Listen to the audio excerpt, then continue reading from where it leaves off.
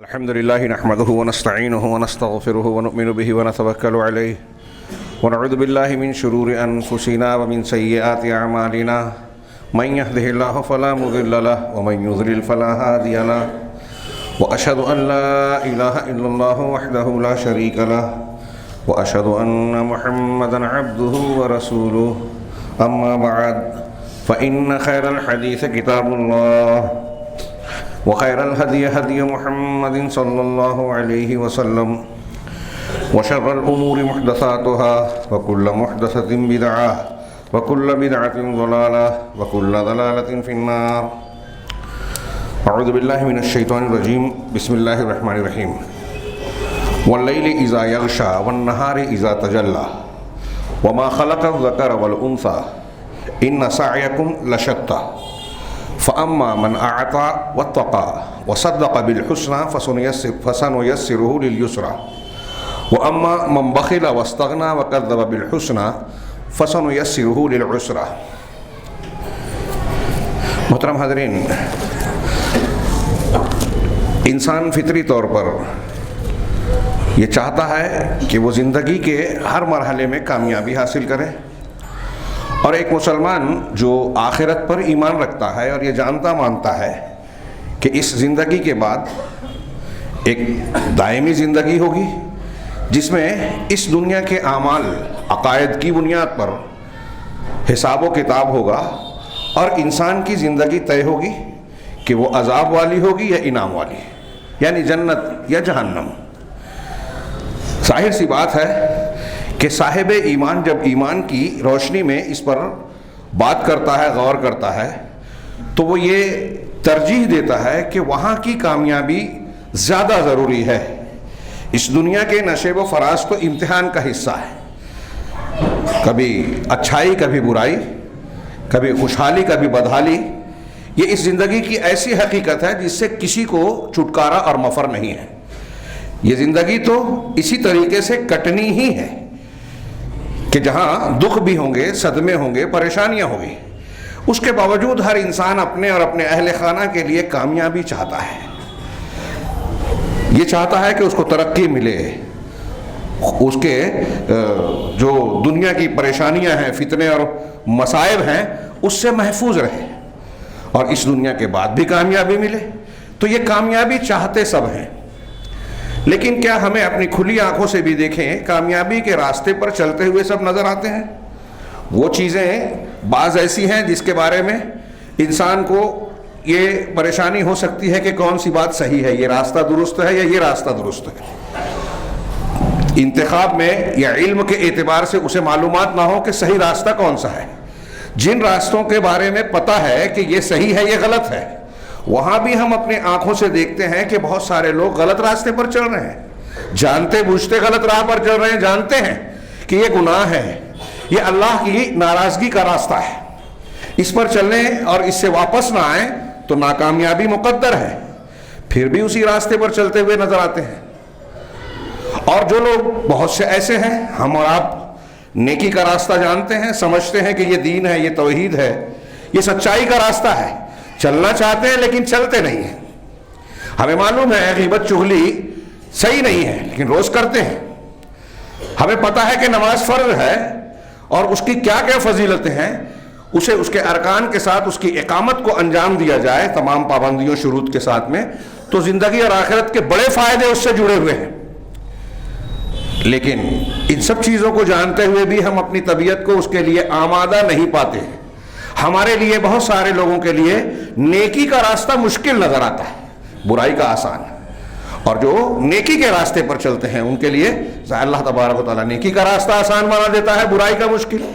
ہم دیکھتے ہیں کہ مسلمان ہو یا غیر مسلم، بہت سارے کام وہ ایسے کر رہے ہیں دنیاوی مفادات کے لیے جو کھلے کھلے طور سے انصاف کے خلاف ہیں، اصول کے خلاف ہیں، ظلم اور زیادتی ہیں، قاعدے قانون کا دوہرا رویہ اختیار کرتے ہیں. آج ہماری حکومت کے کتنے معاملات پیش کیے جا سکتے ہیں میڈیا میں اور دوسری جگہوں پر زیر بحث ہیں.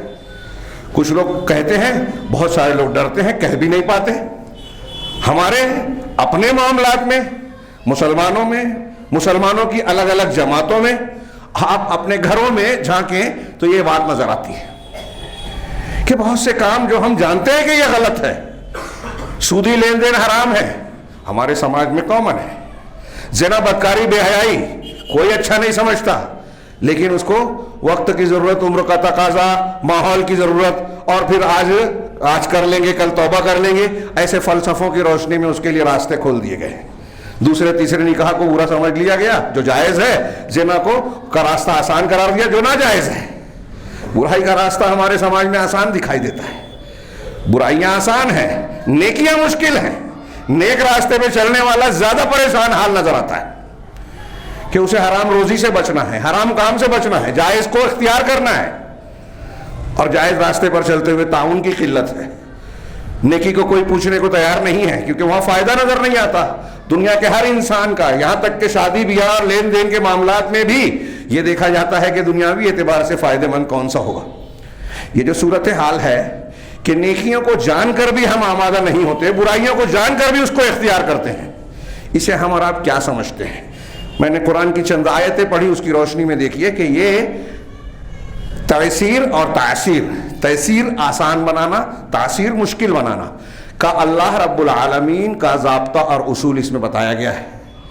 کس انسان کے لیے کون سا راستہ آسان کیا گیا ہے، اور اگر ہم کامیابی چاہتے ہیں تو ہم کو اللہ رب العالمین کامیابی کے راستے پر چلنے کی توفیق دے، آسان بنائے، اسے ہموار کرے۔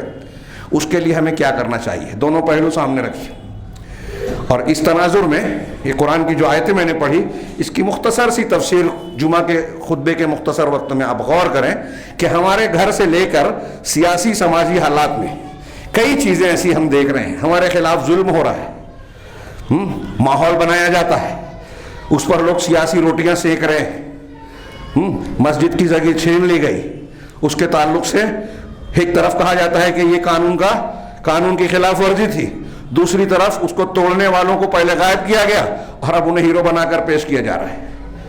ایک کامیابی مانی، ایک مذہب کے لوگ، مذہبی گروہ، وہاں کے درمیان سے یہ آواز نہیں اٹھتی کہ کسی کے مسجد اور کسی کے عبادت گاہ پر چھین کر قبضہ کرنا درست نہیں ہے۔ ہم مسلمانوں میں دیکھتے ہیں جن پر الزام ہے کہ ہم اور آپ کھلے عام یہ کہتے ہیں کہ ناجائز زمین پر اللہ کا گھر نہیں بنایا جا سکتا، غصب کی بھی زمین پر مسجد نہیں بنے گی، لیکن دوسروں کے یہاں یہ بات نہیں ہے۔ ہمارے اوپر الزام لگایا جاتا ہے توڑا پھوڑا، آگے کی تاریخ کیا بنے گی، مسجد کو کون توڑ رہا ہے، دوسروں کی عبادت گاہوں کو کون توڑ رہا ہے، یہ ابھی انہیں سمجھ میں نہیں آ رہا ہے، ہمیں بھی سمجھ میں نہیں آ رہا ہے۔ ہم بے بس ہیں، صبر کرنا چاہیے، لیکن نہ ہم سے صبر کے تقاضے پورے ہوتے ہیں، نہ دین کے دوسرے تقاضے۔ ہمارے دل میں ہم جذباتیت کا مظاہرہ کرتے ہیں، صحیح جذبہ نہیں۔ نیکی کا راستہ، کامیابی کا راستہ آسان ہو، کیا ہم اس پر سوچتے ہیں؟ ہمارے یہاں لوگ سنجیدہ ہیں؟ کوئی ہے ایسا دکھائی دیتا ہے کہ مسلمانوں پر افتاد مصیبت آ رہی ہے تو جائزہ لینے کے بعد اپنے برے کاموں سے توبہ کرتا ہوا نظر آتا ہو کہ میں نشے کا عادی ہوں، نشے سے توبہ کرتا ہوں، سودی لین دین کرتا ہوں، اس سے اپنے آپ کو چھٹکارا دلانے کی کوشش کرتا ہوں؟ ایسا ہمارے یہاں لوگ نظر آتا ہے؟ نہیں نظر آتا۔ اس آیت کی روشنی میں، آئینے میں اپنا جائزہ لیں۔ اللہ رب العالمین نے اسباب تیسیر اور اسباب تعسیر بیان کیے ہیں کہ آپ کے لیے اچھائی، کامیابی، نجات کا راستہ اللہ کب آسان کرے گا۔ اگر آپ اور ہم چاہتے ہیں کہ کامیابی ملے تو اس کے لیے ہم صرف دعا کر دیں کافی نہیں ہے۔ قرآن کی آیت بتاتی ہے کہ ان اسباب کو اختیار کرنا ہوگا جس سے اللہ ہمارے لیے کامیابی کا راستہ آسان کر دے گا، ہموار کر دے گا۔ اور اگر ایسا نہیں ہے تو ہم دوسروں کے لیے فتوے دیتے ہیں کہ وہ برا ہے، لیکن وہی اپنے لیے جب آتا ہے تو اس کے لیے عذر تلاش کرتے ہیں کہ ہم اس لیے برے ہیں کہ ہمیں برا بننے پہ مجبور کیا گیا ہے۔ یہ ہم اپنے آپ کو تسلی دیتے ہیں، یعنی حرام خوری کا، برائی کا، شریعت کی مخالفت کا راستہ ہمارے لیے آسان ہے، ناجائز کام ہم آسانی سے کر رہے ہیں، اور اچھائی کے لیے ہمارے لیے بڑی دقت پیش آتی ہے۔ یہ اس بات کی دلیل ہے کہ اللہ نے ہمارے لیے ناکامیابی کے راستے کو آسان کر دیا، اچھائی کی توفیق سے محروم کر دیا۔ اور یہ کوئی چھوٹی بات نہیں ہے، بہت بڑی فکر کی بات ہے۔ سوچنا چاہیے کہ دنیا میں جب ہم اچھائی کو پسند نہیں کر رہے ہیں، برائی کے راستے پہ چل کے مگن ہے، مطمئن ہے، تو آخرت میں کیا ہوگا؟ آخرت میں ہمارا کیا ہوگا؟ ہم واقعات پڑھتے ہیں سیرت کے، صحابہ کے، کہ وہ لوگ اصولوں کو، قرآن و حدیث کی تعلیم کو ترجیح دیتے تھے اپنے نفس کی خواہش پر، ذاتی اور ظاہری مفادات پر۔ میں اشارہ کروں ایک دو واقعے کی طرف تاکہ بات سمجھ میں آئے۔ حضرت حذیفہ رضی اللہ تعالیٰ عنہ کہتے ہیں کہ میں اور میرے والد بدر کی طرف جب اللہ کے رسول صلی اللہ علیہ وسلم پڑاؤ ڈالنے جا رہے تھے تو ہم راستے میں تھے، مشرکین کی طرف سے ہمارا گزر ہوا، انہوں نے ہمیں گرفتار کر لیا۔ صحیح مسلم کی روایت ہے، گرفتار کر لیا، پوچھا کہ تم لوگ ضرور محمد صلی اللہ علیہ وسلم سے ملنے اور ان کا ساتھ دینے جا رہے ہو؟ تو ہم نے کہا نہیں، ہم وہاں نہیں جا رہے ہیں، مدینہ جا رہے ہیں۔ تو انہوں نے عہد و پیمان لیا کہ تم عہد کرو کہ تم محمد اور مسلمانوں کے صلی اللہ علیہ وسلم مسلمانوں کے لشکر سے، ان کی فوج سے جا کے نہیں ملو گے۔ حضرت حذیفہ نے کہا کہ ہم نے عہد کر دیا، عہد و پیمان کر لیا۔ تب انہوں نے ہمیں چھوڑ دیا۔ چھوٹنے کے بعد نبی کریم صلی اللہ علیہ وسلم کے پاس پہنچے اور واقعہ بتایا۔ اس وقت آپ اور ہم جانتے ہیں کہ غزوہ بدر میں مسلمانوں کی تعداد کتنی کم تھی، اور اس کے مقابل 3 پٹ تھے مشرکین مقابلین۔ مسلمانوں کو افراد کی شدید ضرورت تھی اور بڑے کمزوری کی حالت میں بھی تھے۔ اب حضرت حذیفہ اور آپ کے والد 2 شخص تھے۔ جب انہوں نے واقعہ بتایا کہ مشرکین نے ہمیں اس طرح پکڑا اور ہم یہ عہد و پیمان کر کے چھوٹے ہیں کہ ہم آپ کے ساتھ شریک نہیں ہوں گے، شریک جنگ، نبی کریم صلی اللہ علیہ وسلم نے کہا کہ ٹھیک ہے، تم لوگ گھر جاؤ، مدینہ جاؤ، اللہ ہمارے ساتھ ہے۔ کہا ہم آپ کا ساتھ دینے کے لیے تیار ہے۔ کہا نہیں، جب تم نے عہد و پیمان کر لیا کہ تم اس میں شریک نہیں ہوگے تو اپنے عہد کو پورا کرو۔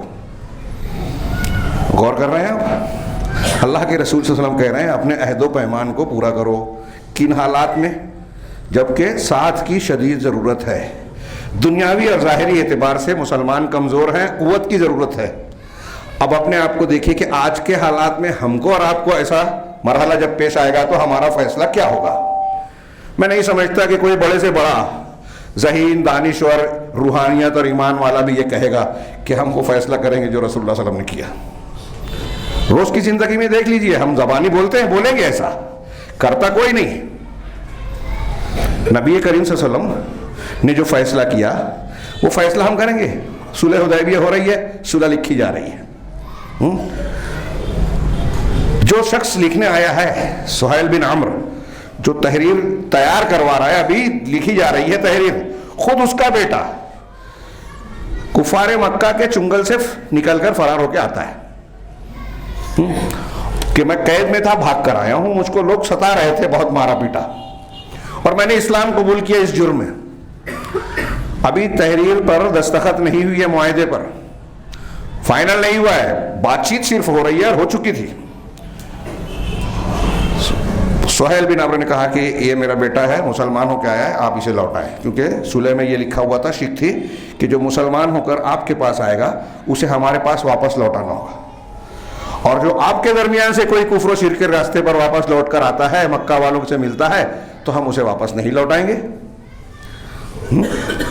تو کہا کہ آپ یہ لوٹائیے ورنہ ہم یہ معاہدہ نہیں کریں گے۔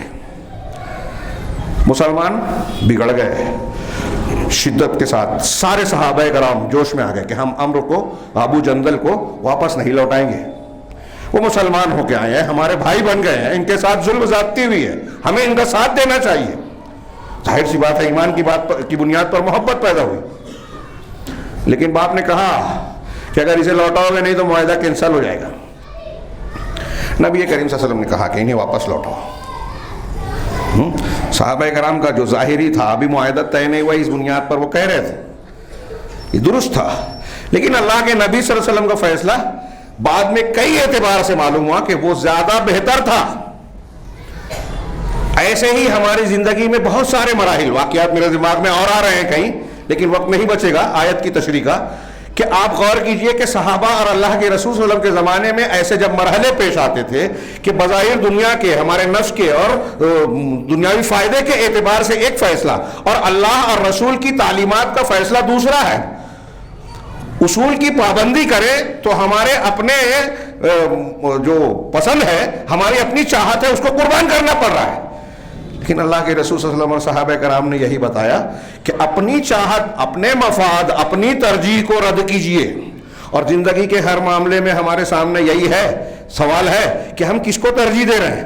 اللہ اور اس کے رسول کے بتائے ہوئے اصولوں کو اختیار کر رہے ہیں یا اپنی پسند اپنے دنیاوی مقاصد اور مفادات کو ترجیح دے رہے ہیں؟ دنیاوی مفادات کی جنت ہمیں بظاہر جہاں دکھائی دیتی ہے، حقیقت میں وہ جہنم ہوتی ہے، دجال کی جنت اور جہنم کی طرح، کہ ہمیں لگتا ہے یہاں فائدہ ہے، بے ایمانی کر کے ہم ترقی کریں گے۔ یہ قرآن کہتا ہے کہ یمحق اللہ الربا، اللہ سود کو مٹاتا ہے، بے ایمانی میں اللہ برکت نہیں دیتا، یہ ہم جانتے ہیں، پھر بھی بے ایمانی کر کے ترقی کرنا چاہتے ہیں، جھوٹ بول کے دنیاوی راستے سے۔ دیکھیے آج کیسے ہمارے لیے گناہ کے راستے آسان ہیں، دنیا کا سیاست کا معاملہ ہو، کس طرح قوم جو ہے اندھی بہری ہو کر چلتی ہے، ہمارا معاملہ وہی ہے، ہمارے اوپر ویسے ہی لوگ ہیں۔ دین کا معاملہ ہو تو وہ قربانی، وہ جذبہ، وہ محنت، وہ عمل نظر نہیں آتا، گھروں میں، جماعتوں میں دین اور سچائی کا راستہ معلوم ہے لیکن ہم اختیار کرنے سے ڈرتے ہیں، رکاوٹیں ہیں، مصلحتیں ہیں دنیا کی۔ اب اس تناظر میں قرآن کی آیت دیکھیے، اللہ نے قسم کھائی واللیل اذا یغشی، رات کی قسم جب وہ چھا جائے، رات چھاتی ہے پورا ماحول ڈھانپ لیتی ہے، ہاں رات کی قسم جب وہ ڈھانپ لے ساری چیزوں کو، چھا جائے، والنہار اذا تجلی، اور دن کی قسم جب وہ روشن ہو جائے، اجالا پھیل جائے۔ اللہ تعالیٰ، ہم جانتے ہیں مسئلہ، اللہ اپنے مخلوق کی قسم ذکر کر سکتا ہے، کھا سکتا ہے، مخلوق اللہ کے سوا کسی کی قسم نہیں کھا سکتی، کیونکہ مخلوق جب قسم کھاتی ہے، ہم اور آپ کھاتے ہیں تو اس میں تعظیم ہے، گواہ بنانا ہے، اور یہ اللہ کے لیے، کسی کے، اللہ کی ذات کے علاوہ کسی کے لیے روا نہیں ہے، جائز نہیں ہے۔ لیکن اللہ رب العالمین اپنی مخلوق کو گواہ بنا رہا ہے کہ جو بات آگے بیان کی جا رہی ہے، یہ نظام میں آپ دیکھ سکتے ہیں کہ واللیل اذا یغشی، رات جب چھا جائے اس کی قسم، دن جب روشن ہو جائے اس کی قسم۔ یہ انسان کے جو اعمال ہیں ہمارے اور آپ کے، اسی رات اور دن میں ہوتے ہیں، تو یہ زمان عمل ہے، ہاں عمل کا زمانہ، وقت۔ واللیل اذا یغشی والنہار اذا تجلی، غور کیجئے کہ اسی میں ہمارے اعمال ہوتے ہیں۔ وما خلق الذکر والانثی، وما خلق الذکر والانثی، یہاں ماں کو دو طریقے سے مانا جاتا ہے، ماں بمانا الذی، ماں مصدریہ عربی والے جانتے ہیں، الذی کے معنی میں کریں تو ترجمہ ہوگا اور اس ذات کی قسم جس نے نر اور مادہ کو پیدا کیا، نر اور مادہ کو پیدا کیا، الذی کا کریں اللہ رب العالمین ہے وہ، یا ماں کو مصدریہ مانے تو یہ معنی ہوگا کہ نر اور مادہ کو پیدا کرنے کی قسم، یعنی اس عمل کی یا یہ جو مخلوق ہیں ان کی۔ تو ما خلق الذکر والانثی دونوں ترجمہ مفہوم لوٹے گا اللہ ہی کی طرف کہ اللہ رب العالمین نے پیدا کیا، تو رات اور دن میں عمل ہوتا ہے، نر اور مادہ عمل کرنے والے ہیں، سعی ہیں۔ یہاں متضاد چیزوں کی قسم کھائی اللہ تعالیٰ نے، ہاں یہ ایسے ہی ہے۔ اس کے ایک اور معنی اور باریکی حکمت اہل علم نے بیان کی کہ جیسے رات اور دن ایک دوسرے سے متضاد ہیں، جیسے نر اور مادہ میں جنس کا فرق ہے، ضد مانے جاتے ہیں ایک دوسرے کی، ایسے ہی آگے جس بات پر قسم کھائی جا رہی ہے اس کا بھی معاملہ ہے۔ اللہ نے فرمایا وہ کیا ہے؟ جواب قسم، اِنَّ سَعْيَكُمْ لَشَتَّىٰ، یقیناً تمہاری کوششیں مختلف ہیں، متضاد ہیں، شتیت کی جمع شتّا، جیسے رات اور دن کا فرق ہے، نر و مادہ کا فرق ہے، ایسے تمہاری کوششیں الگ الگ ہیں۔ کام دنیا میں ہم اور آپ جو کر رہے ہیں جدا جدا ہے، کوئی اچھا کام ہے، کوئی برا کام ہے، اچھا کرنے والوں میں بھی کسی کا جذبہ، کسی کی سرگرمی، محنت، وقت، تعداد اور اس کی حیثیت اس میں فرق ہے، کسی کا اس سے کم درجے کا ہے۔ تو نیکیاں اور برائیاں یہ دونوں متضاد ہیں، اور تمہارے اعمال بھی ایسے ہی جدا جدا ہیں، رات اور دن الگ ہیں، نر اور مادہ ایک دوسرے کی ضد ہیں جو عمل کرنے والے ہیں، اور تمہاری کوششیں اور اعمال جدا جدا ہیں جس کے لیے اللہ نے پیدا کیا۔ اب جب اعمال الگ الگ ہیں تو نتیجہ ایک کیسے ہو سکتا ہے؟ کیا یہ ممکن ہے کہ ایک آدمی زمین میں چاول بوئے اور ایک آدمی جو ہے کانٹا کیا ہے تھوہڑ بوئے، دونوں کی فصل ایک سی آئے؟ ناممکن ہے۔ ایسے ہی تمہاری کوششیں جدا جدا ہیں، الگ الگ ہیں، جیسی کوشش کرو گے، جیسی محنت کرو گے، عمل کرو گے، نتیجہ ویسا ہی بھوگو گے، دنیا میں بھی اور آخرت میں بھی۔ اللہ نے فرمایا آگے اِنَّ سَعْيَكُمْ لَشَتَّىٰ، ہاں تمہاری کوششیں جدا جدا ہیں۔ اب کوششوں کو آپ صحیح راستے پہ اگر لے جانا چاہتے ہیں، کامیاب ہونا چاہتے ہیں، تو اس کا نسخہ بتایا، جس کے لیے میں نے یہ تمہید اور تفصیل بیان کی تھی شروع میں، کہ ہم کون سا راستہ چوائس کرتے ہیں۔ رات اور دن کی گردش جاری ہے، ہاں، نر و مادہ، مذکر مؤنث اپنے اپنے دائرے میں عمل پیرا ہے، کوششیں جدا جدا ہیں۔ اب چاہتا ہے کوئی شخص اگر کہ کامیابی کی راہ پر چلے، دنیا میں بھی سعادت، سکون اور بلندی ملے، آخرت میں بھی نجات ملے، جہنم سے چھٹکارا ملے، جنت ملے، تو کیا نسخے ہیں؟ 3 اسباب بیان کیے، اسباب تیسیر، آپ کے لیے، ہمارے لیے کامیابی کی راہ آسان اور ہموار کرنے کے 3 اسباب اس آیت میں، ان آیتوں میں بیان کیے۔ اللہ نے کہا فَأَمَّا مَنْ أَعْطَى وَاتَّقَى وَصَدَّقَ بِالْحُسْنَى، اعطاء، تقوی، تصدیق بالحسنى، 3 صفت۔ شاہ رہا وہ شخص جس نے خرچ کیا، اعطا، دیا۔ کیا دیا اللہ نے نہیں کہا، متعلق کو محذوف کرتے ہیں تو عربی قاعدے میں اہل علم بیان کرتے ہیں کہ اس میں عموم کا معنی آ جاتا ہے، یعنی اللہ نے کہا جو خرچ کیا، کیا خرچ کیا یہ ذکر نہیں کیا، تو صرف مال نہیں ہے، آپ کا اپنا وقت، صلاحیت، کوشش، اور جو بھی اللہ نے نعمت دی ہے وہ سب لگانا۔ اس اعتبار سے غور کرے تو ساری نیکیاں اعطا میں آ گئی۔ ایک آدمی نماز پڑھ رہا ہے، کسی کو زکوٰۃ دے رہا ہے، صدقہ و خیرات کر رہا ہے، کفارے میں کسی کی مدد کر رہا ہے، کوئی بھی نیکی، یہاں تک کہ روزہ نماز جو ہے، سب اعطا میں شامل ہوگی عموم کے معنی میں۔ تفسیریں اٹھا کے دیکھ لیجیے۔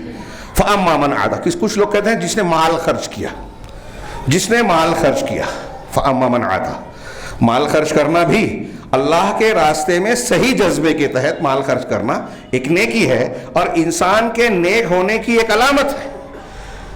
اس بات کی علامت ہے کہ وہ دنیا کے مادی چیزوں سے محبت نہیں کرتا، اس کے مقابلے میں اللہ سے محبت کرتا ہے، اس لیے وہ اللہ کے راستے میں بے دریغ خرچ کرتا ہے، دکھاوے والا نہیں، اللہ کے واسطے بے دریغ۔ جگہ جہاں خرچ کا مقام ہے اور خرچ کی طاقت ہے وہاں ہاتھ روکتا نہیں ہے، وہ شخص سخی ہے۔ یہاں اعطا، آگے والے آیتوں میں بخالت، بخیلی کا ذکر ہے، اس سے پتہ چلتا ہے کہ یہاں فیاضی بھی مراد ہے، فیاضی آ گئی، اللہ کے راستے میں اپنا ہاتھ کھلا رکھتا ہے،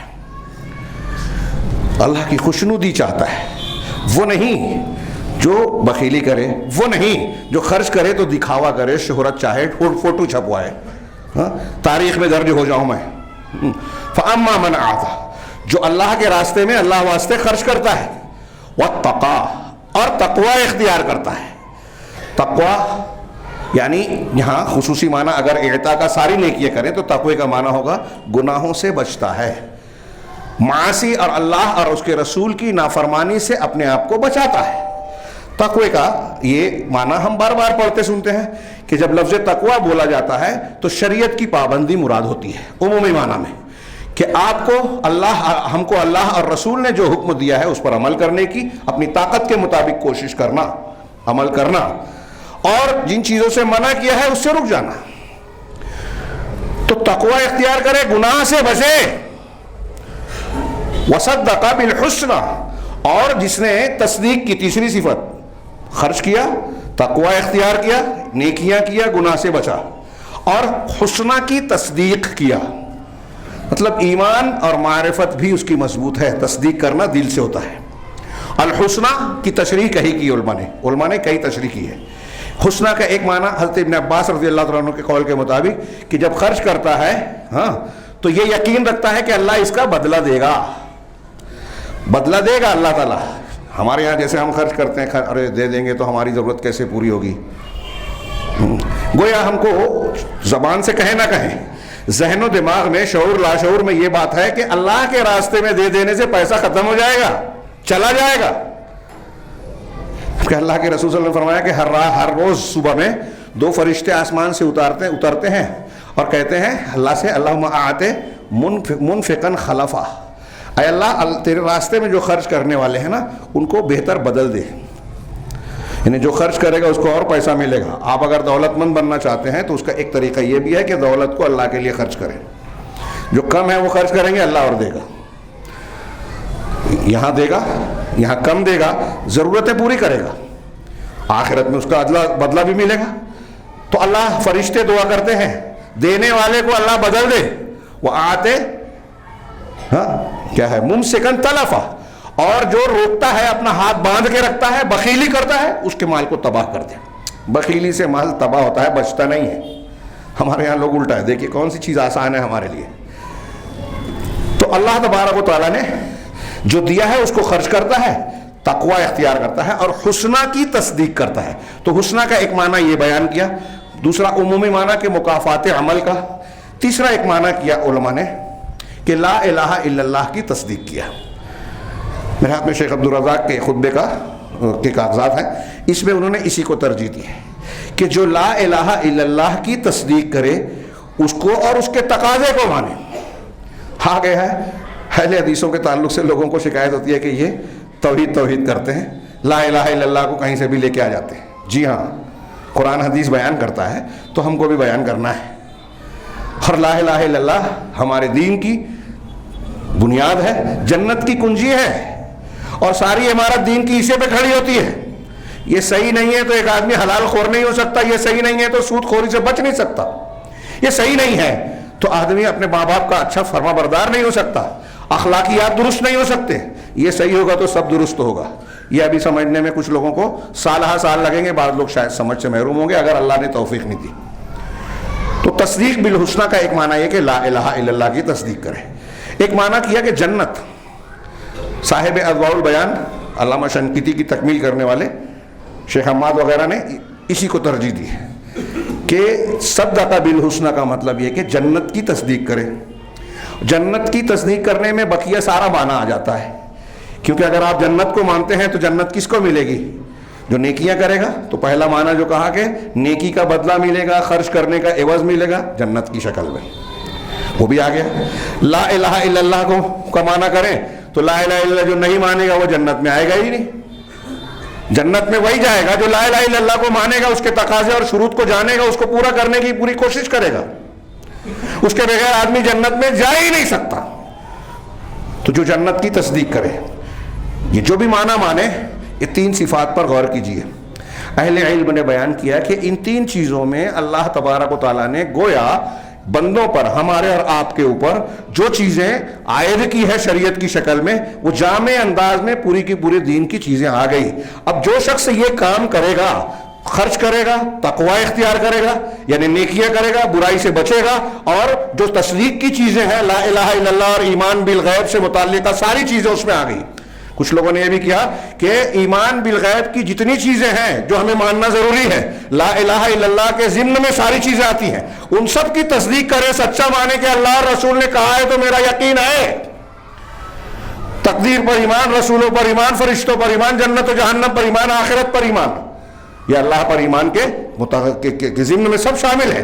تو ان ساری چیزوں کو جو مانتا ہے، براہوں سے بچتا ہے، نیکیاں کرتا ہے، جو اس کی کوشش کرے گا فَسَنُيَسِّرُهُ لِلْيُسْرَىٰ، تو ہم اس کے لیے آسانی کے راستے کو ہموار کر دیں گے، یعنی زندگی کے ہر مرحلے پہ ہم کو سہولت ملے گی اچھائی کے راستے پر۔ اب ہم کو روزہ رکھنے میں دقت پیش نہیں آئے گی، قرآن پڑھنے اور سننے میں پریشانی نہیں ہوگی، برا نہیں لگے گا، اللہ کے راستے میں خرچ کرتے ہوئے تکلیف نہیں ہوگی۔ مصیبت، پریشانی، دقت ہمارے گھر میں میت ہو جائے، ہماری مسجد پر کوئی قبضہ کر کے جو ہے ہنگامہ مچائے، ہم کو صبر کرنا مشکل پڑ رہا ہے، لیکن صبر کی توفیق ملے گی۔ جذباتیت کا مظاہرہ کر کے قوم اور ملت کا نقصان نہیں پہنچائیں گے جیسا کہ بہت سے لوگ کرتے ہیں۔ کیا ایسا ہو رہا ہے تو ہمارے اوپر کوئی فرض نہیں بنتا؟ آپ کے اوپر وہی فرض بنتا ہے جس کی آپ کو طاقت ہے، اور یہ مشکل پڑتا ہے۔ واقعات نقل کیا اللہ نے فرعون کے، نوح علیہ السلام کے۔ نوح علیہ السلام نبی ہیں، 900 سال، 950 سال، قرآن کہتا ہے دعوت و تبلیغ کا کام کیا۔ انی دعوت قومی لیلا و نہارا، رات اور دن میں نے دعوت دی۔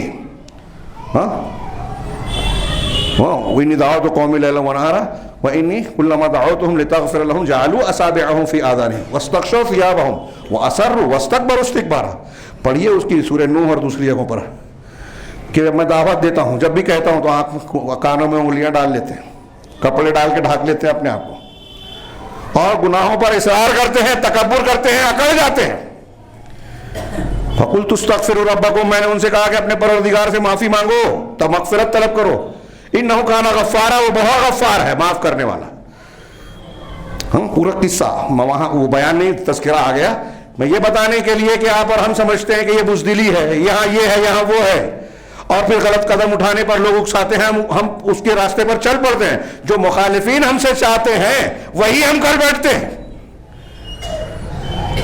ایسے موقعوں پر آپ دیکھیے اللہ کے نبی صلی اللہ علیہ وسلم جب مکہ میں تھے کچھ نہیں کر پا رہے تھے، طاقت نہیں تھی، کعبہ میں بت تھے، وہاں اپنے طور سے آپ عبادت کرتے تھے، تو کیا اس وقت تو مجرم تھے، بزدل تھے؟ نہیں، جب ہم جتنی طاقت رکھتے ہیں اتنی شریعت کے مکلف ہیں، اور یہ سمجھنا یہ بھی تیسیر کا ایک حصہ ہے۔ ہمارے یہاں بہت سے لوگ سچائی کا اور صحیح بات کا راستہ سمجھنے کے لیے بھی تیار نہیں ہیں، بدعت کو سنت اور دین سمجھتے ہیں، غلط راستے کو دین سمجھتے ہیں، اللہ کے نبی صلی اللہ علیہ وسلم اور اللہ کے احکامات کے سامنے پیر صاحب کے، بزرگ کے، امام کی بات کو مانتے ہیں اور سمجھتے ہیں کہ ہم دین پر اور جنت کے راستے پر ہیں۔ یہ اللہ کی طرف سے ان کی بات ان کے لیے تاثیر ہے۔ اس آیت کی روشنی میں اسے بھی دیکھ لیجئے کہ آپ اگر اچھے ہیں، سچے ہیں، تو سچائی کا راستہ آپ کو آسان کرے گا، اللہ ہموار کرے گا۔ اس میں تقدیر کی بھی بحث آ جاتی ہے، تقدیر کی، جیسے لوگ سوال کرتے ہیں کہ بھئی جنت جہنم، بخاری کی روایت ہے، اللہ کے رسول اللہ بقی میں ایک جنازے میں شریک ہوئے، آپ بیٹھ گئے تشریف رکھ کے، صحابہ بھی بیٹھ گئے، پھر گویا کہ ایک سناٹا اور خاموشی کا ماحول تھا۔ ہمارے یہاں قبرستان میں ہم دنیا کی باتیں کرتے ہیں، صحابہ اور اللہ کے رسول صلی اللہ علیہ وسلم آخرت موت کو یاد کرتے تھے، عبرت لیتے تھے قبرستان میں۔ بہرحال وہ خاموشی تھی، پھر آپ نے تلقین کی اور فرمایا، دیکھیے وہاں بھی تعلیم کی ضرورت ہے، جہاں جب جیسا موقع ہے وہ تعلیم دی جائے۔ آپ نے فرمایا تم میں سے کوئی بھی شخص، ما منکم من احد الا کتب لہ مقعدہ فی الجنہ، تم میں سے کوئی بھی انسان ہو جنت میں اس کا ٹھکانہ لکھا جا چکا ہے، اور کوئی بھی انسان ہو جہنم میں اس کا ٹھکانہ لکھا جا چکا ہے، جس کا جو ٹھکانہ ہے۔ تو ایک صحابی نے سوال کیا، جیسے ہمارے دماغ میں سوال اٹھ رہا ہے، انہوں نے پوچھا کہ افلا نتکل علی الکتاب، کہ کیا جو تقدیر میں لکھ دیا گیا ہے، اللہ رب العالمین کے یہاں جو لکھا جا چکا ہے، ہم اسی پر بھروسہ اور تکیہ نہ کر لیں؟ عمل کرنے کی کیا ضرورت؟ نیک بخت ہیں تو نیک رہیں گے، بدبخت ہیں تو بدبخت رہیں گے، جو جیسا لکھا ہوا ہے۔ تو عمل کی کیا ضرورت ہے؟ جنتی جہنمی تو طے ہے، ایسا انہوں نے گویا سوال کیا۔ تو آپ نے کہا نہیں، اعملوا، عمل کرتے جاؤ۔ یہاں رک کے میں اللہ کے رسول اللہ کے گفتگو میں جو بات میں جواب میں جو بین السطور ہے اوپر، اس پر غور کیجئے کہ آپ اور ہم اہل جنت میں لکھے ہوئے ہیں یا اہل جہنم میں، کسے پتہ ہے؟ جب آپ عمل چھوڑ رہے ہیں، نیکی کا عمل چھوڑ رہے ہیں، من مستی کا اور جو من چاہے وہ عمل کر رہے ہیں، شریعت کی پابندی نہیں کر رہے ہیں، تو گویا آپ کو یہ پتہ ہے کہ آپ جہنم والے میں لکھے ہوئے ہیں، یہ کہنا چاہتے ہیں کہ میں نیکی کے راستے پر کیوں محنت کروں، قربانی کیوں دوں، نماز کیوں پڑھوں، روزہ کیوں رکھوں، شریعت کی پابندی کیوں کروں، مجھے تو جہنم میں جانا ہے۔ تو آپ کو پتہ ہے جہنمی ہے؟ یہ ایک سوال ہے، جو اعتراض کرنے والے ہیں ان کے اعتراض پر یہ سوال بنتا ہے، اس کا جواب دے۔ اور اس کا جواب جو اللہ کے رسول صلی اللہ علیہ وسلم نے بڑا جامع دیا، اعملوا فکل میسر لما خلق لہ، عمل کرتے جاؤ، اس لیے کہ ہر انسان کے لیے وہی عمل آسان کیا جاتا ہے جس کے لیے اس کو پیدا کیا گیا ہے۔ پھر آپ نے قرآن کی یہی آیت پڑھی جس کی تشریح ہم کر رہے ہیں۔ آپ نے پڑھا فَأَمَّا مَنْ أَعْطَى وَاتَّقَى وَصَدَّقَ بِالْحُسْنَى فَسَنُيَسِّرْهُ لِلْيُسْرَى، جو خرچ کرے گا، تقوی اختیار کرے گا، حسنہ کی تصدیق کرے گا، تو ہم اس کے لیے یسرا کو آسان بنائیں گے، کامیابی کے راستے کو، یسرا کو آسان کریں گے، آسان راستے کی سہولت دیں گے۔ اس کا مطلب بہت غور سے سنیے کہ اللہ کی توفیق کسے ملے گی جنت میں راستے پہ چلنے کی؟ جو چلنا چاہے گا، جو خرچ کرے گا، تقوی اختیار کرے گا، تصدیق کرے گا، یہ بندے کا عمل ہے۔ فَسَنُيَسِّرُهُ، تو ہم اس کے لیے آسان کریں گے، یہ اللہ کا عمل ہے، اللہ کی توفیق ہے۔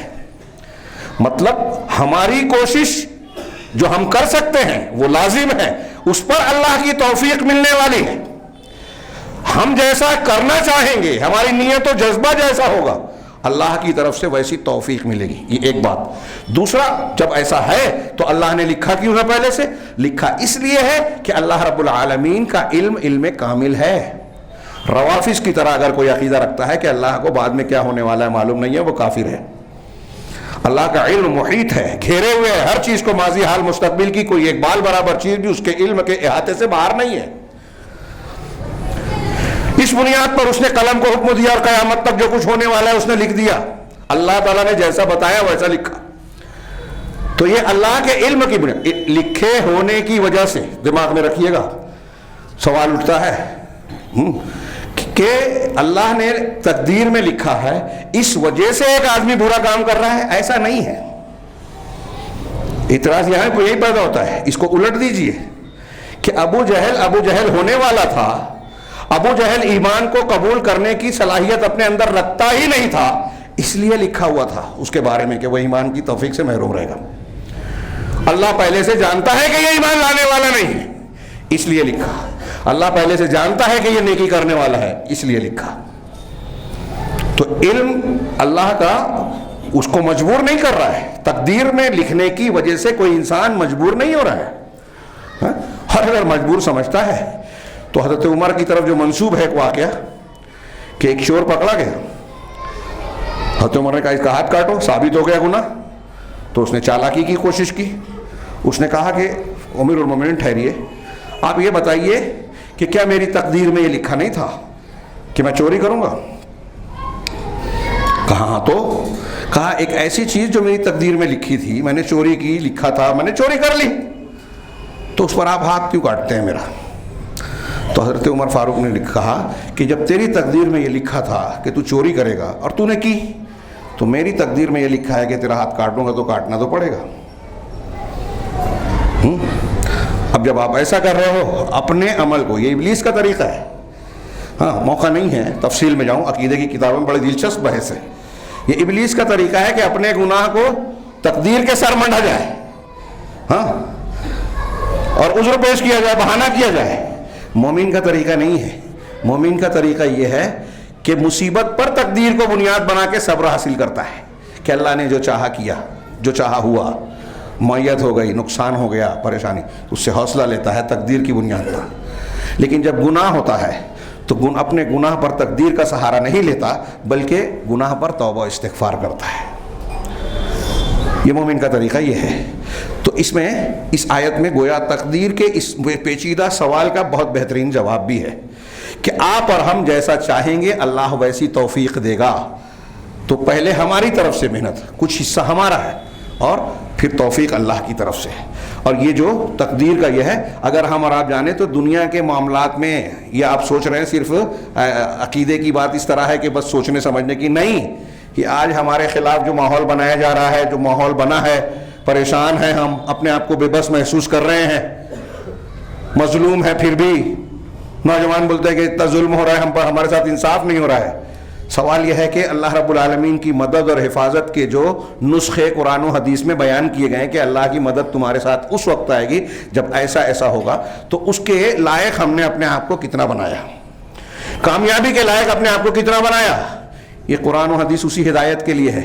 ہم اس کی ہدایت کو مانتے نہیں ہیں اور نتیجہ اپنے اعتبار سے چاہتے ہیں. قرآن و حدیث کی تعلیمات پر مکمل عمل نہیں کرتے، اور قرآن و حدیث میں جو وعدے کیے گئے ہیں اس کو چاہتے ہیں کہ اللہ پورا کرے. تو پہلے ہم وعدوں کے تقاضوں کو تو پورا کریں، سمجھیں. ہم حرام کام کریں، شریعت کی مخالفت کریں، قرآن حدیث یہاں تک کہ توحید اور سنت سیکھنے کا ہمارے پاس موقع نہیں ہے، مذاق اڑاتے ہیں. کوئی بیان کرے تو ہم اس کو جھٹک دیتے ہیں. وہی آگے بتایا اللہ نے کہا وَأَمَّا مَن بَخِلَ وَاسْتَغْنَى. ٹائم نہیں ہے اس لیے آیت پوری کر لیں. وَأَمَّا مَن بَخِلَ وَاسْتَغْنَى. رہا وہ شخص جو بخیلی اختیار کرتا ہے، نیکی کا وقت آتا ہے نیکی نہیں کرتا، خرچ کا مقام ہے خرچ نہیں کرتا، عذر بہانے تلاش کرتا ہے. ارے یتیم کے ساتھ حسن سلوک ٹھیک ہے، قرآن و حدیث میں کہا گیا ہے، لیکن یہ یتیم بڑا نالائق ہے. ماں باپ کو اف نہیں بولنا چاہیے، قرآن نے کہا برابر ہے، ہم مانتے ہیں، لیکن میرے ابا ذرا الگ ہے. آپ کے ابا کے لیے اسپیشل آیت آنی چاہیے تھی، اللہ نے اتاری نہیں ہے، تو اب اپنے حساب سے میں عمل کروں گا. تو میں غلط ہوں، لیکن اس کی وجہ ہے میرے غلط ہونے کی، یہ ہم کہتے ہیں. تو بخیلی کر رہے ہیں. بخیلی صرف مال میں نہیں ہے، نیکیوں کے کسی بھی کام میں. وہ اما من بخیلا واستغنا، اور بے پرواہی برتتا ہے، اللہ کی شریعت کی طرف توجہ دیتا نہیں ہے، ٹائم نہیں ہے، بہت زیادہ مجھ کو سمجھ ہے.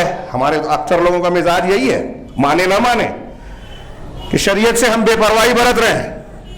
ایک بات دھیان رکھیے، یاد رکھیے دماغ میں، مانے نہ مانے ہم لوگ، کہ کوئی بھی ہمارا مسئلہ ہو رہا ہے ہمارے گھر میں، اگر بھائی بہن کے جھگڑے ہو رہے ہیں نا، ساس بہو کے جھگڑے ہو رہے ہیں، یا پڑوسی سے جھگڑا ہو رہا ہے، جماعت میں جھگڑا ہو رہا ہے، ہمارے خلاف سیاسی معاملہ ہو رہا ہے، اقتصادیات میں ہو رہا ہے، اسرائیل میں ہم پر حملے ہو رہے ہیں، فلسطین میں ظلم زیادتی ہو رہی ہے، یہاں ہماری مسجد چھینی جا رہی ہے، ہمارے خلاف قانون بن رہا ہے، شہریت کو ہمارے مشکوک بنایا جا رہا ہے. یہ جتنے بھی معاملات ہیں سب کا تعلق ان سے ہے، دین سے ہے، عقیدے سے ہے، کوئی مانے یا نہ مانے. ہماری سمجھ میں نہیں آتی بات، ہم سمجھتے ہیں کہ دین الگ ہے، اور دنیاوی مسائل کو حل کرنے کے لیے وہ میمورنڈم میں احتجاج اور وہی طریقہ جو سیاسی اور اتھل بدل کے لوگوں نے اختیار کر رکھا ہے. ہرگز نہیں. زندگی بھر آپ جلوس نکال رہے، جلسے نکالتے رہے، آپ کا کام، آپ کے عمل، آپ کے جو ہے معاملات حل نہیں ہوں گے. قرآن حدیث کے مطابق مسلمانوں کا مسئلہ حل ہوگا قرآن و حدیث کے نسخے سے. وَأَمَّا مَنْ أَعْطَىٰ وَاتَّقَىٰ وَصَدَّقَ بِالْحُسْنَىٰ فَسَنُيَسِّرُهُ لِلْيُسْرَىٰ. تو آپ اللہ کا یہ وعدہ ہے کہ یسرا کے لیے ہم آسانی کریں گے. تو کیا سمجھ رہے ہیں؟ دنیا کے لیے بھی اور آخرت کے لیے بھی، دونوں ہیں. ہم مانتے ہی نہیں ہیں. رزق حاصل کرنے کے لیے اللہ کہتا ہے کہ اگر تقوی اور ایمان اختیار کرو گے تو اللہ زمین آسمان کی برکت کھول دے گا. ہم مانتے ہی نہیں ہیں. ہم سمجھتے ہیں کہ حرام کریں گے، بے ایمانی کریں گے، جھوٹ بولیں گے، سیاست کی دھوکے بازی کو اختیار کریں گے تب ترقی کریں گے، اور اس میں ساتھ دیتے ہیں حرام خوروں کا، حرام کاموں کا، تب تک ترقی کہاں سے ملے گی؟ پھر دعائیں کہاں سے قبول ہوگی؟ پھر ہم پر دشمن مسلط ہوگا، ظالم مسلط ہوں گے، ہم دعائیں کریں گے، بم برسیں گے، دعا قبول ہوتے ہوئے نظر نہیں آئے گی. یہ ہماری شریعت جو ہے نا، دین اور دنیا دونوں کے مسائل، فوائد اور نقصان کو بیان کرتی ہے. اس میں دنیا کے مسائل کا بھی حل ہے. میں یہ کہنا چاہتا ہوں، وَأَمَّا مَنْ بَخِلَ وَاسْتَغْنَىٰ، رہا وہ شخص جو بخیلی اختیار کرے، واستغنا اور استغنا برتے. پوری ایک تقریر کی جا سکتی ہے اور کرنے کی ضرورت بھی ہے. ہم لوگ بہت استغنا برتتے ہیں شریعت سے، دین سے. مجھ کو کیا ضرورت ہے خطبے میں بیٹھنے کی، درس میں بیٹھنے کی، علماء سے استفادے کی. یہ جو طریقہ ہے تکبر کا ہے. کسی بھی دنیا کے کسی بھی معاملے میں، صلاحیت میں، جس آدمی نے اپنے آپ کو کامل سمجھ لیا وہ ناقص ہے. مجھے اب ضرورت نہیں ہے غور کی، کسی سے فائدہ اٹھانے کی. اپنے آپ کو بڑا اور دوسروں کو چھوٹا سمجھ لیجئے کہ اس کی ترقی کا راستہ بند، تنزلی کا شروع. اور یہ بات ہم کامنلی دیکھ سکتے ہیں. تو استغنا میں شریعت سے بے پرواہی اعراض ہے. جب ہم قرآن و حدیث کی طرف توجہ نہیں دے رہے ہیں، حلال حرام نہیں دیکھ رہے ہیں، شریعت کی طرف نگاہ نہیں اٹھا رہے ہیں. ارے دنیا ہے، مولوی لوگ کو سیاست نہیں آتی تو جاہلوں کو آتی ہے، علماء کو سیاست نہیں آتی ہے. آج ہمارے کامن ہے، لوگوں کا دماغ بنا ہوا ہے. یہ خود ایک بہت بڑی جہالت ہے. یہ استغنا کا نتیجہ ہے کہ جو بے پرواہی برتتا ہے، قرآن حدیث کو جاننے کے بارے میں کہتا ہے کہ اس کی ضرورت نہیں ہے ہم کو. آپ تجارت کر رہے ہوں، سیاست کر رہے ہوں، گھریلو معاملات نپٹا رہے ہوں، آپ کو ہر مرحلے میں سب سے زیادہ جس چیز کی ضرورت ہے وہ قرآن و حدیث کی تعلیم اور روشنی کی ضرورت ہے. اب اگر نہیں کر رہے ہیں تو استغنا برت رہے ہیں. اللہ کہہ رہا ہے جو بخیلی اختیار کرے گا، استغنا برتے گا، وَكَذَّبَ بِالْحُسْنَىٰ، اور حسنہ کی تکذیب کرے گا. ابھی حسنہ کی تشریح میں نے کی، لا الہ الا اللہ، غیبیات کا ایمان، یا پھر جنت، یا پھر نیکی کے بدلہ، المکافات عمل کا قانون. یعنی یہ مانتا ہی نہیں ہے کہ میں نیکی کروں گا تو اللہ میرا اچھا بھلا کرے گا. ہم جب یہ کرتے ہیں کہ سیاست میں، دنیا داری میں شریعت کو چھوڑو، ہم دیکھیں کیا کرتے ہیں. ہمارے یہاں بڑے بڑے لوگ کہتے ہیں پنچایتوں میں، ارے شریعت ہم نہیں جانتے، ہم جو جانتے ہیں مانڈولی کرنا پڑے گا، ماننا پڑے گا. شریعت نہیں جانتے تو بیٹھے کیوں، پنچ کیوں بنے. ہمارے سیٹ لوگ کہتے ہیں، معاشی لوگ، ارے مولوی لوگ سے فتویٰ پوچھو گے تو جو ہم کام کرتے ہیں، لین دین کرتے ہیں، سب ممنوع قرار دے دیں گے. چھوڑو ان کو، علماء سے مت پوچھو. یعنی مطلب پہلے ہی سے دل چاہتا ہے کہ جائز ناجائز سب ہم کو کرنا ہے. اور علماء سے بتائیں گے یا قرآن حدیث پہ. دوسرے لفظوں میں کیا کہنا چاہ رہا ہے وہ آدمی بین السطور میں جو یہ کہہ رہا ہے کہ قرآن حدیث پر عمل کریں گے تو کاروبار نہیں کر پائیں گے، ترقی نہیں کر پائیں گے. جب آپ ایسا سمجھتے ہیں تو پھر اللہ کی توفیق کہاں آئی؟ گویا آپ انکار کر رہے ہیں حسنہ کا.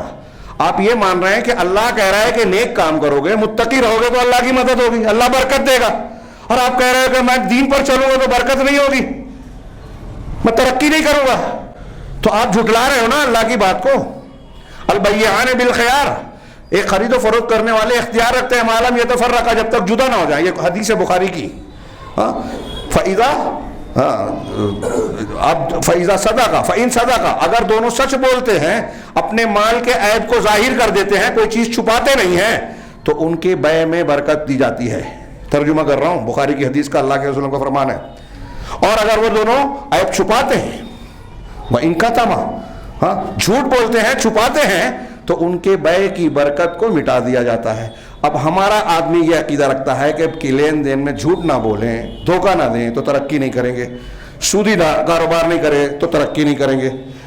تو آپ تصدیق بالحسنہ کر رہے ہیں یا تکذیب بالحسنہ؟ شریعت اور اس کے اصولوں کو جھٹلا رہے ہیں، لا الہ الا اللہ کے تقاضے کو رد کر رہے ہیں. آپ ایسا کہہ رہے ہیں کہ اللہ رب العالمین اگر نیکی کرو گے تو ترقی نہیں کرو گے، مطلب اللہ آپ کا خیال نہیں رکھے گا. منافقین اور مشرکین کی طرح عقیدہ ہے یہ. غور کرنے کی بات ہے کہ ہم کہاں کھڑے ہیں. ہم میں سے ہر شخص اپنے آپ کو قرآن کی اس آیت کی روشنی میں دیکھے، محاسبہ کرے، جائزہ لے کہ ہم کہاں کھڑے ہیں. اللہ نے فرمایا وَأَمَّا مَن بَخِلَ وَاسْتَغْنَى وَكَذَّبَ بِالْحُسْنَى، جو تکذیب کرے گا حسنہ کی، لا الہ الا اللہ کی، جنت کی، اللہ کی قوانین کی، فَسَنُيَسِّرُهُ لِلْعُسْرَى، تو ہم مشکل کا راستہ اس کے لیے آسان کریں گے. ہمیں دیکھ کر تعجب ہوتا ہے کہ ایک کام غلط ہے، کھلا دکھ رہا ہے کہ غلط ہے، ظلم ہے، پھر بھی یہ کیسے کر رہا ہے، کتنا بے وقوف ہے. اس کی بے وقوفی کی وجہ یہ ہے کہ اللہ رب العالمین نے اس کو اس بے وقوفی کے لیے اس کو توفیق دی ہے. اللہ رب العالمین سے دعا ہے کہ وہ ہمیں دین کی سمجھ عطا فرمائے، صحیح راستوں کو قبول کرنے کی اور غلط راستوں سے بچنے کی توفیق دے. اور ہمیں اس آیت کی روشنی میں اللہ سے حسن توفیق بھی طلب کرنا چاہیے. ہم اچھے ہوں برے ہوں، ہمارا انجام اچھا ہو یا برا ہو، اس کا انحصار اللہ کی مشیت اور توفیق پر ہے. لہذا نبی کریم صلی اللہ علیہ وسلم کی دعاؤں، قرآن کی دعاؤں کی روشنی میں ہمیں یہ دعا بھی مانگنا چاہیے کہ رب العالمین ہر مرحلے میں، ہر معاملے میں ہمیں اچھی توفیق سے نوازے اور ہمیں بے یار و مددگار کہیں نہ چھوڑے. اقول قولی ھذا واستغفر اللہ لکم سائر المسلمین وصلی اللہ علی نبینا محمد. بارک اللہ لنا ولکم فی القرآن المجید ونفعنا وإیاکم بالآیات الذکر الحکیم انہ تعالی جواد کریم ملک بر.